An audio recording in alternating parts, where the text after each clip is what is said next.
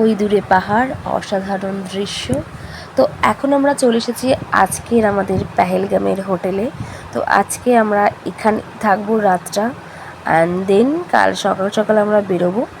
তো এখন এই যে আমাদের ফায়াজ ভাইয়া ওখানে গাড়ি ফাড়ি কোথায় রাখবে কথা বলে নিচ্ছিল হোটেলের লোকের সাথে। আর এটা না খুব সুন্দর, এটা মানে হোটেল বলবো না হোমস্টে বলবো, বেশ সুন্দর জায়গাটা। আর চারপাশে পাহাড়, মানে পরিবেশটাই আলাদা। তুমি এই সামনের জায়গাটাতে সন্ধ্যেবেলা বসতে পারবে, চা কফি খেতে পারবে। আর এই যে এটা হচ্ছে রিসেপশনটা সামনেখানে। তো এখানে আমরা লাগেজ ফাগেজ নিয়ে ওয়েট করছি। ওপরে ওরা গেল রুম দেখতে, দুজন মিলে চলে গেল ওপরে। তো এই যে এই সাইডের রুমটা আমাদেরকে দেওয়া হবে, আর এই পাশের রুমটা থাকবে হচ্ছে জয়লা। তো যাই হোক, তারও ওপরেও আরও রুম টুম রয়েছে। এখন সব কিছু ওরা চেক ফেক করতে গেল। বেশ অসাধারণ, আমার খুবই ভালো লেগেছে এই হোমস্টেটাও।